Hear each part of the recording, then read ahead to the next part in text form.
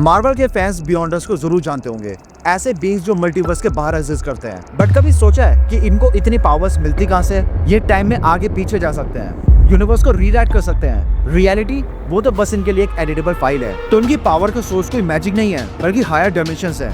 ऐसे डायमेंशंस जहाँ पर सिर्फ एक यूनिवर्स नहीं, एक मल्टीवर्स भी नहीं, बल्कि सभी रियलिटीज और सभी पॉसिबिलिटीज एक साथ एग्जिस्ट करती है। सोचो, अगर 4D या 5D बीइंग्स एग्जिस्ट करते होंगे तो उनके लिए हम क्या होंगे?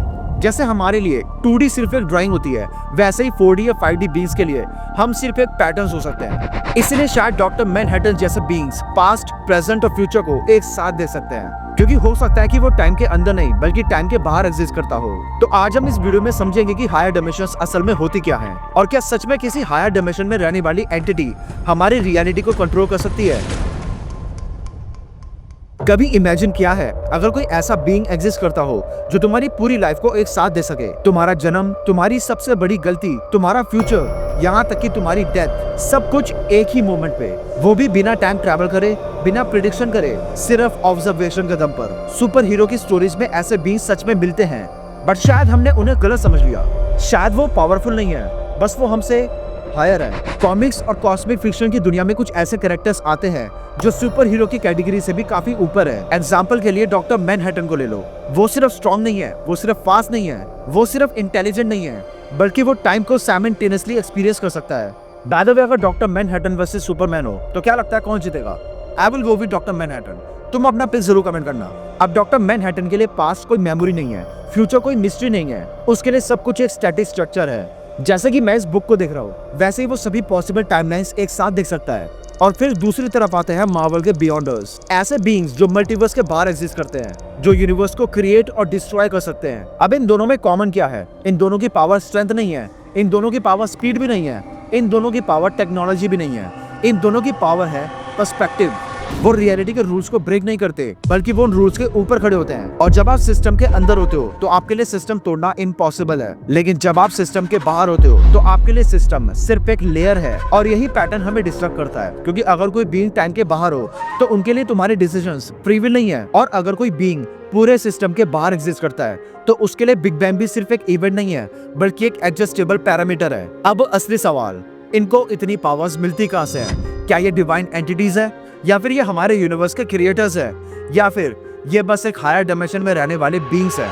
अगर तुम 2D दुनिया में पैदा होते, सिर्फ लेंथ और विड्थ, नो हाइट, तो तुम्हारे लिए ऊपर का कॉन्सेप्ट एग्जिस्ट ही नहीं करता। फिर एक 3D इंसान तुम्हारी दुनिया में हाथ डालता और फिर तुम उसे देखकर बोलते कि ये कोई सुपरनेचुरल बीइंग है, लेकिन उस 3D इंसान के लिए वो सिर्फ अपनी फिंगर्स मूव कर रहा है, दैट्स इट।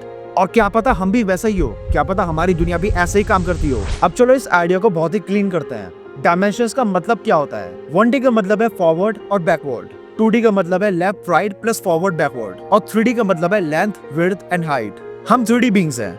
अब इमेजिन करो एक 2D वर्ल्ड, वहां पर रहने वाले बीइंग्स सिर्फ फ्लैट शेप्स है, जैसे कि इस बुक के अंदर लिखे हुए वर्ड्स। अब अगर तुम एक 3D बीइंग हो तो तुम उन्हें अंदर से देख सकते हो, तुम उन्हें उनकी रियलिटी से लिफ्ट कर सकते हो, और तुम उनके लिए इनविजिबल भी हो सकते हो। तो समझे, यहाँ पर तुम्हारी पावर का सोर्स कोई स्ट्रेंथ नहीं है, बल्कि यहाँ पर तुम्हारी पावर का सोर्स डायमेंशन एक्सिस है। डॉक्टर मैनहट्टन के पर्सपेक्टिव से समझ के देखो, वो time, space, matter, past, present और फ्यूचर सब कुछ कंट्रोल कर सकता है। अगर टाइम तुम्हारे लिए एक रिवर है तो तुम उस रिवर में बह रहे हो, लेकिन अगर तुम 4D बीइंग हो तो तुम उस रिवर के ऊपर खड़े हो। तुम उस रिवर का सोर्स भी दे सकते हो, एंड भी दे सकते हो, और उस बीच के सारे ट्विस्ट भी दे सकते हो, क्योंकि तुम उस रिवर के फ्लो का पार्ट नहीं हो, तुम ऑब्जर्वर हो, और ऑब्जर्वर हमेशा प्लेयर से पावरफुल होता है। अब आते हैं बियॉन्डर्स पर। वो मल्टीवर्स के बाहर एग्जिस्ट करते हैं। मल्टीवर्स यानी कि मल्टीपल यूनिवर्सेस, मतलब अलग अलग रियलिटीज। अगर कोई बीइंग इसके बाहर एग्जिस्ट करता है तो इसका मतलब क्या हुआ? इसका मतलब हुआ कि वो एक हायर डायमेंशन फ्रेमवर्क में है। जैसे मल्टीपल पेजेस होते हैं एक ही बुक के अंदर, अगर तुम उस बुक के अंदर हो तो तुम सिर्फ एक ही पेज पढ़ सकते हो, लेकिन अगर तुम उस बुक के बाहर हो तो तुम सभी पेजेस पढ़ सकते हो, और चाहो तो एक आध पेज फाड़ भी सकते हो। बियॉन्डर्स के लिए यूनिवर्स ये पेजेस ही हैं। हो सकता है कि इन कैरेक्टर्स के क्रिएटर्स ने भी कॉन्शियसली या फिर अनकॉन्शियसली हायर डायमेंशन के साइंटिफिक आइडियाज से इंस्पिरेशन ली हो, क्योंकि जब तुम थ्योरेटिकल फिजिक्स में एक्स्ट्रा डायमेंशंस की बात करते हो तो एक पॉसिबिलिटी इमर्ज होती है, और वो ये है कि रियलिटी लेयर्ड हो सकती है और हम उसमें बॉटम पर है। हमसे ऊपर भी कई सारी लेयर एग्जिस्ट करती हैं। इन कैरेक्टर्स की पावर का मतलब मसल्स नहीं है, इनके पावर का मतलब है एक्सेस।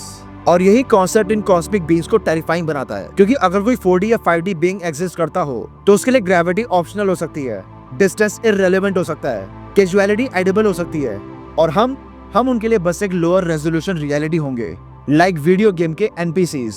वीडियो गेम में एनपीसीज को लगता है कि उनकी दुनिया रियल है, लेकिन रियलिटी में उनकी दुनिया के बाहर हम हैं जो उन्हें जब चाहे जैसे चाहे कंट्रोल कर सकते हैं और उन्हें पता भी नहीं चलेगा। अब अगर हायर डिमेंशन थ्योरेटिकली पॉसिबल है, तो क्या ये नहीं हो सकता कि हम किसी हायर डिमेंशन के सिमुलेशन में रह रहे हो? अगर ये सच है तो ये सोचने वाली बात है कि क्या हमारी फ्री विल सच में एग्जिस्ट करती भी है या नहीं। क्या हम अपनी जिंदगी अपनी मर्जी से जी रहे हैं या हम बस किसी हायर डिमेंशन के हाथों की कठपुतली है। Stay curious and all hail to the Cosmos.